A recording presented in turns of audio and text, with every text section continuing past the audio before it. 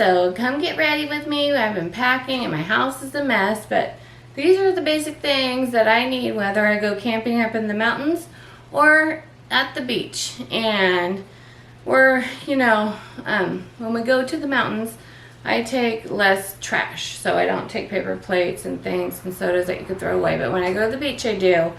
So I'll have, you know, paper plates and sodas and my little Starbucks bottles. But when you go up in the mountains, you have to be wary of bears and things, so you don't want to be bringing trash.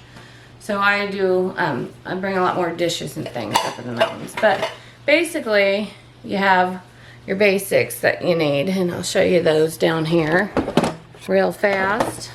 Alright, so we have a couple percolators here. I have a big one that you would use to make big things of water, but here's your percolator. So what this does is you put coffee in there, and then you put this on, and the water gets boiled up through the stem pipe, and it percolates the water, and you can see it in this little window.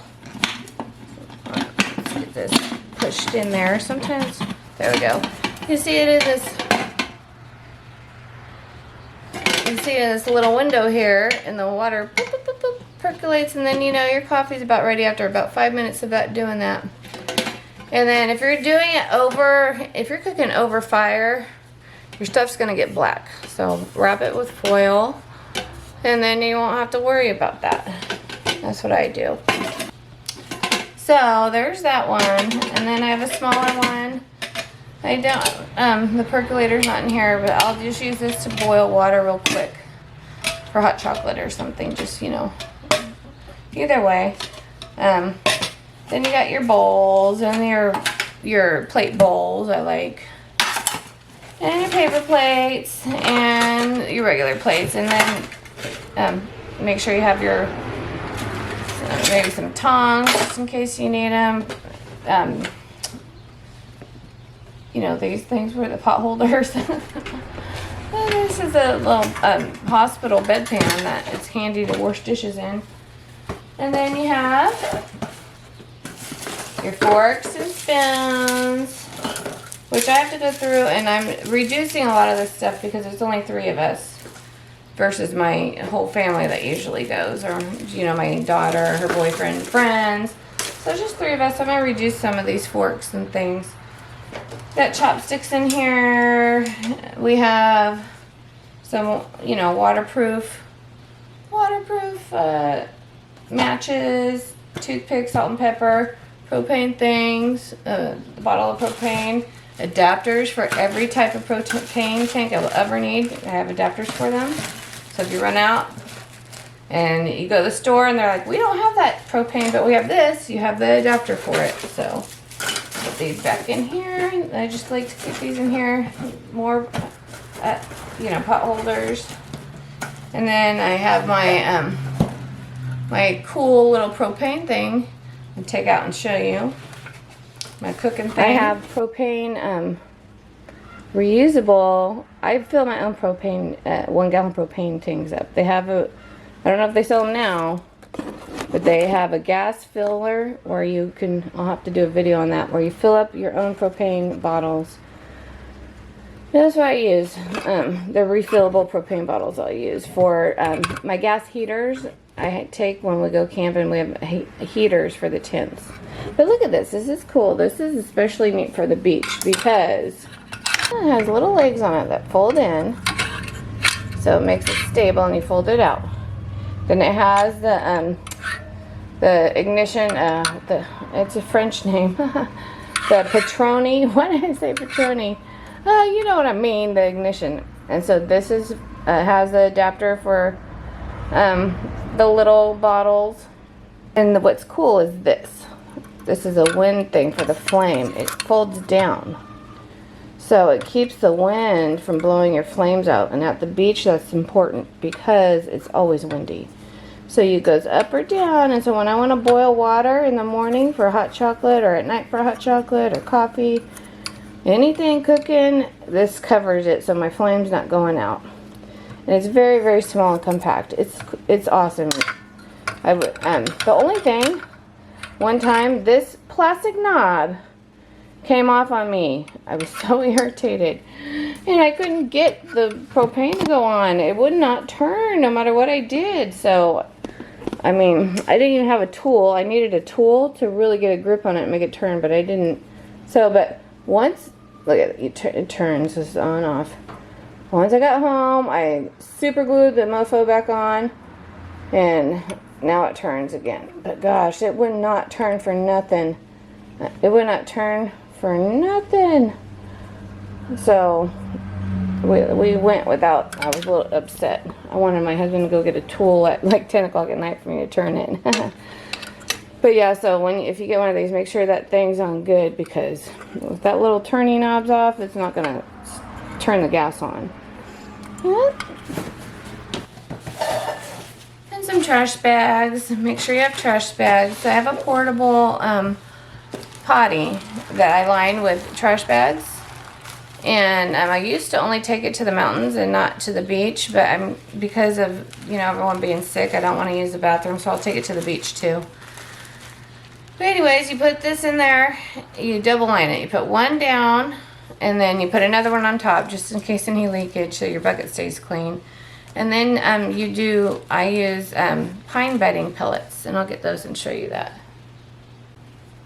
So here's the pine bedding material. That's what I use for cat litter too. It's compressed coarse pine bedding that's kiln dried. So it expands when moisture hits it, and it smells like pine. So put that in the bag, and then you can pee in it and do your business, and it won't smell at all. So we'll bring that.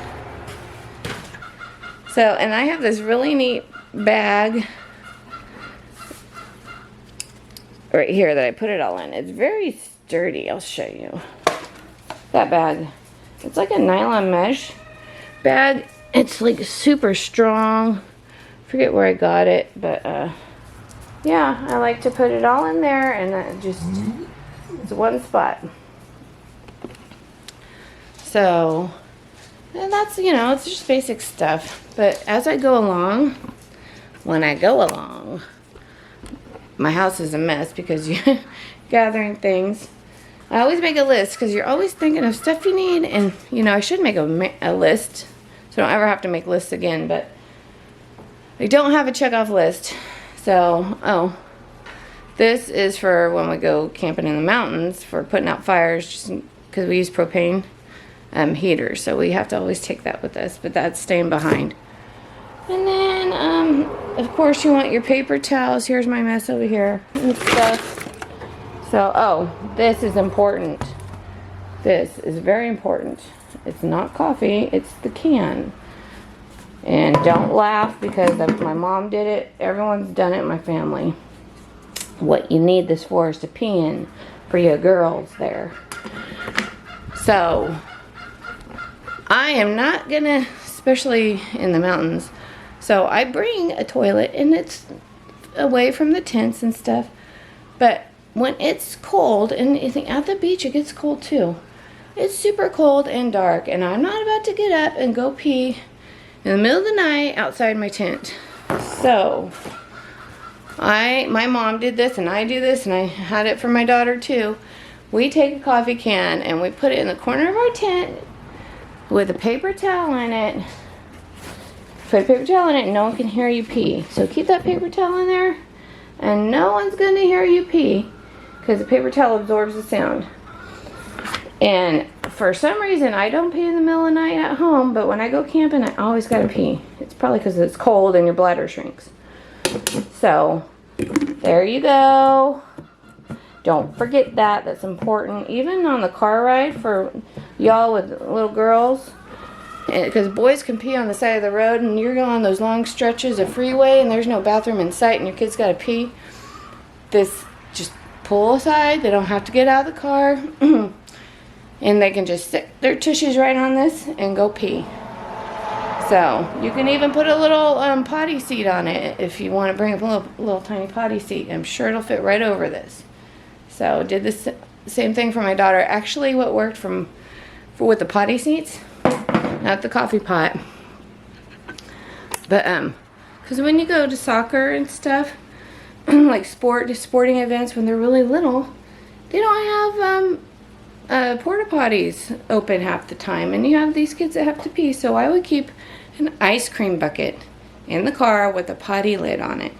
Nowadays, I'm sure they sell portable potty seats, but they didn't when my kids were little. So it's just easy. Get a reused ice cream buckets, those big giant ones, clear ones, and a toilet seat. A kid's toilet seat lid will fit on that, and your little kids can sit on it and go pee. So that's what I did. But I need a coffee can to go pee in my tent, and I can't ever go without this. One time, when my kids were really, really little, I have to tell the story. I was pregnant. I think I was pregnant with Sari. Skylar was one very little baby, and I didn't want him to wake up. And I was pregnant with Sari, like a month before I was gonna give birth. We were camping on an air mattress, and I couldn't get up to pee. I didn't want to wake Skylar up, and it was so cold, so I took one of his diapers, and I actually put it underneath me and peed in it. So that's how, like, I don't like to get out and go pee. But in that instance, you know, when you're so pregnant, it was just too hard to get up. And then I would have had to wake up my other baby. Didn't want to do that because he was sleeping right next to me. So a couple tricks for camping besides peeing in the coffee can is making sure you have your fingernails trimmed. Everybody's fingernails need to be trimmed before you go, so no one's having hangnails or broken nails, and their toenails are trimmed.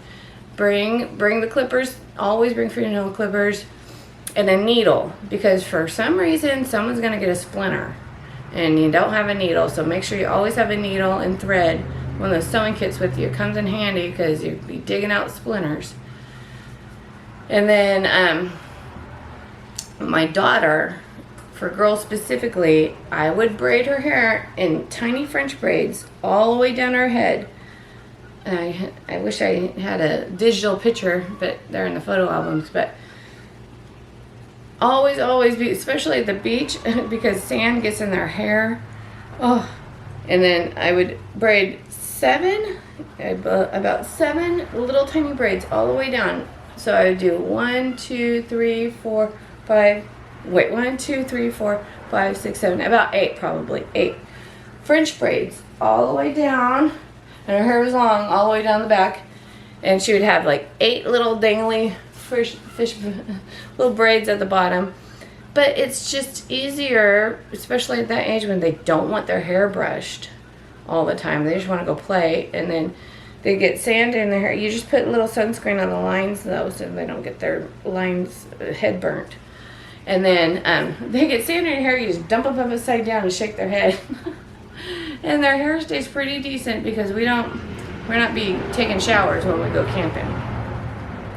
So unless we're there for more than a week, or you know, maybe at the beach, we don't be taking showers. And maybe it's about on day 3 we'll wash our hair maybe, but that's it. I have a shower bag, a solar shower bag I'll show you. And then for hot water, just in case you want to wash your hair and your face and stuff. So you don't have to boil up water, it's already there. And then another little trick, you always bring baby powder with you to the beach, not to the mountains, but to the beach specifically. You keep it in your beach bag, because my mom did this, my mom taught me, I've done it. It's a little secret trick that you do is baby powder takes sand off. So you're at the beach and your kids are playing, you have snacks and lunch already lined up, and their hands are covered with wet sand. You just sprinkle that baby powder on and it comes right off, and no more sand, and you can eat without getting sand in your teeth. And it's good to put on their face too. I would line my son's, I put sunscreen on, let it absorb, and then I'd put baby powder all over his face so the sand wouldn't stick to the sunscreen. And it worked. So we would walk around with the whitest face though for a bit, because it just would take that stickiness off the sunscreen so he wouldn't get sand on his face. And then when you go to the beach, they have like, I have a squirt bottle that if you went like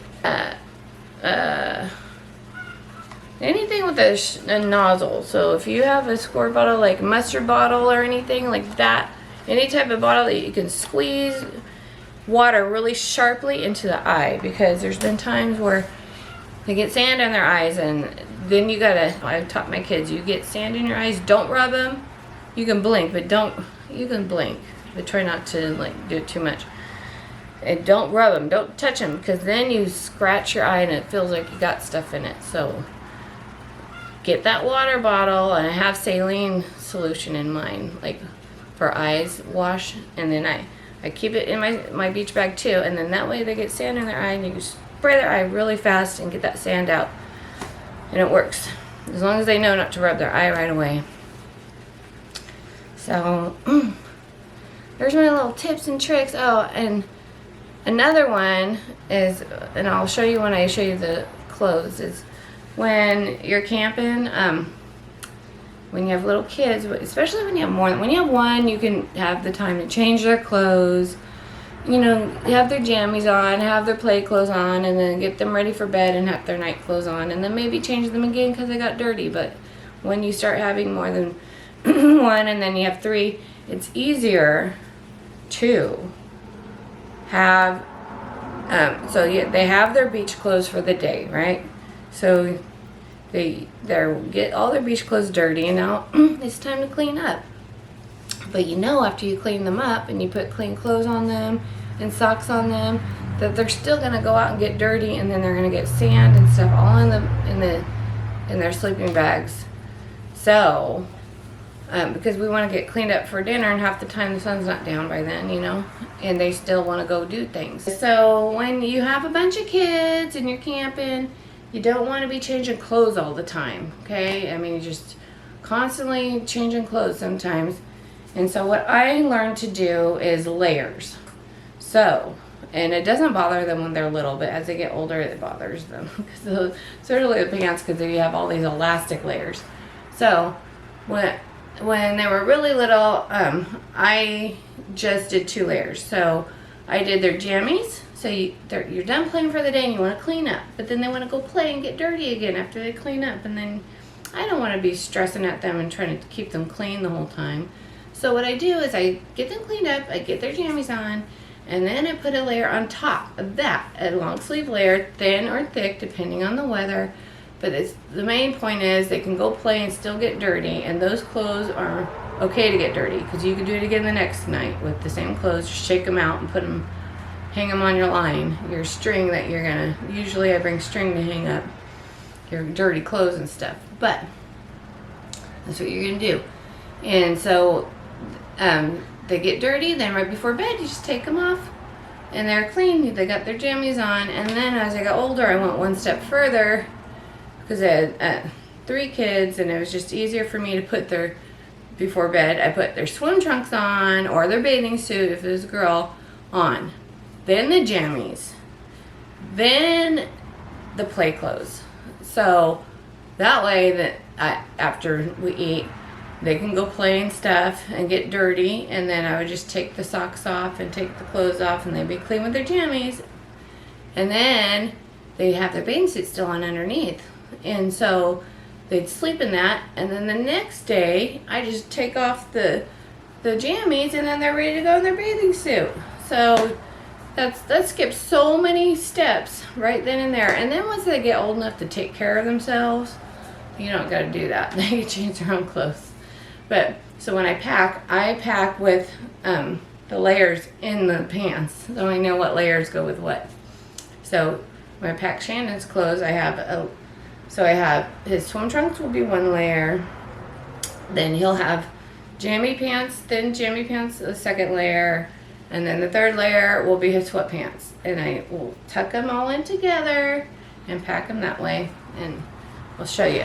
Okay, so here's the beach bag with the baby powder I was saying that you need, the first aid kit, a little tiny first. I have a big one for the mountains, but this is for the beach. Just everything you need. Burn cream is important too. because sometimes people get burnt. This is my saline stuff for the eyes. I keep in a bag. See, it squirts really, really good. And this is saline solution. Just buy a bottle of that.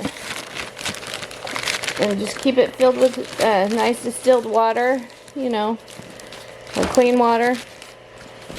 And I keep it in the pocket right here. This is my old beach bag. And so, oh, another handy tip besides the baby powder is we don't bring towels to the beach. Towels, sand sticks to it. We don't do that. I made these. I call them towel sheets. I made these. So let me spread this out and show you. But these are big, giant, long. I sewed these together, double-sided sheets, like material, 100% cotton. Big, the size of a beach towel, even bigger. But it's a sheet, and it has wicking like abilities to it. And that's what you need to take. You don't take blankets to the beach. You take sheets, because sand does not stick to sheets or cotton. And I take a big giant sheet to lay on, you know, in our shade area, because I have a nice little shade sail that we put up. So I have several of these with different material. They're called towel sheets. I sewed together myself. And that you do bring a couple of towels just in case you wash your hair, you know, for when you're at camp and not in the sand. But, you know, wash rags, soap, stuff like that. So let's go and we'll start packing the clothes. Alright, so you got your play clothes, your sweatpants. These are old sweatpants. They have like paint on them when a little bit likes to paint and stuff. They're cozy though. And we got our swim trunks and our jammy pants. So you can either put these on separate, but it's easier to put everything all at once instead of one at a time, because the legs hike up with each layer. So what I do is I like to put them inside. So make sure they're the right way. The rooster is right out that window. Make sure they're the right way. Put your shorts in there, okay? So, and then that way you can just put one layer on at once when we do this, okay? Okay, so we got the swim trunks and in here, and the pant legs are in there good, so they're not all uncomfortable. And then you take your play clothes layer and you put the pants in that. Make sure they're not twisted. And you put them in that. Straight down, grab the bottom. And then do the other leg. Make sure it's straight. And then right down in here. There we go. Now, grab all three of your layers and shake it in good. It's just easier to do this at home. Get all this, and that way you're all ready to rock and roll. There. So now you're ready to put clothes on your kids. You got your 3 layers all ready. Go ahead and stick your hand down there and make sure it's all good. Down each pant leg. Okay. So you got your 3 layers all ready to rock and roll. You got your swim trunks for your older kids, little, you know, babies. I don't do that with, because it's just easy to change them. But I will pack like this for them for up to, you know, age 12. Keep it all layered like this for them so they can, 12 or 13, because they're still playing in the dirt. But, you know, around age 10 they can dress themselves. So it all depends on how you do with your kids. But the trick is to have this packed like this. So tonight when I get to the beach and after we go play in the sand and water, they're going to be wet. We're going to clean up and change, and then I'll lay these out and say, put these on, and it's just easy for them to put them on. Boop. there you go. And so I pack 2 of these like this, because one for each night. And you can reuse the top layer if you want to. So what I end up doing is I'll pack 2 of these, or one for each night, just like this. And the top layer I'll end up just using for like maybe at the beach when it's you know, cold, and or you know, a cold day, so they can play in all day maybe, who knows. But point is you got clean layers underneath. Just pack it like that and makes it super easy. So there's that. And you do the same things with the shirt. You know, put the shirt inside another shirt. I don't need to show you how to do that. Alright, so I'm going to get my car packed up now. I go get this car packed up. I'm the packer. I pack everything because you know, it takes someone that is good at Tetris. I'm basically good at puzzles. I'm not even good at Tetris. I'm not quick enough. That game you have to be super fast. But I'm good at puzzles and fitting things together. So I'm going to finish packing the clothes. And then we're going to get going. Just packing the car. Alright, so we got our fishing tackle box here. Because we got fishing on the pier. We got our beanies and a fishing hat. And let's see. Got our solar water bag. And then I got my camera bag. And my camera. Lighter. Face mask. Who knows what we need. Sunglasses, flashlights. You know the drill. You know the drill. So, I gotta get packing now. Gotta get everything loaded up.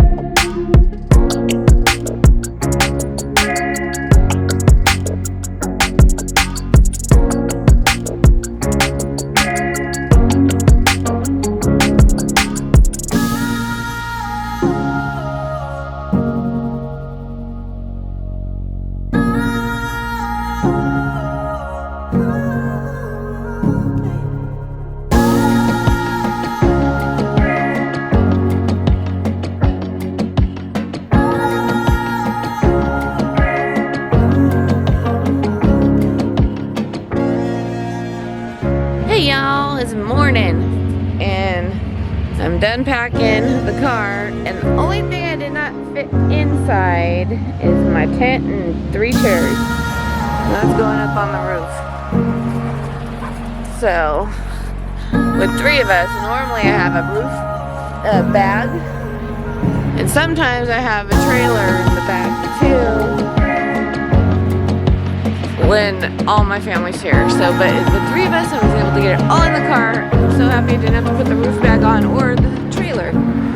So, look at Shandon's little area. He's got a little seat right in the middle of all this. Got our fishing poles.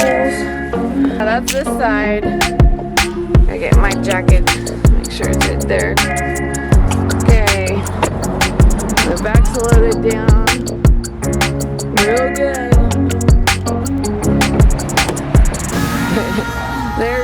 He's a little surrounded.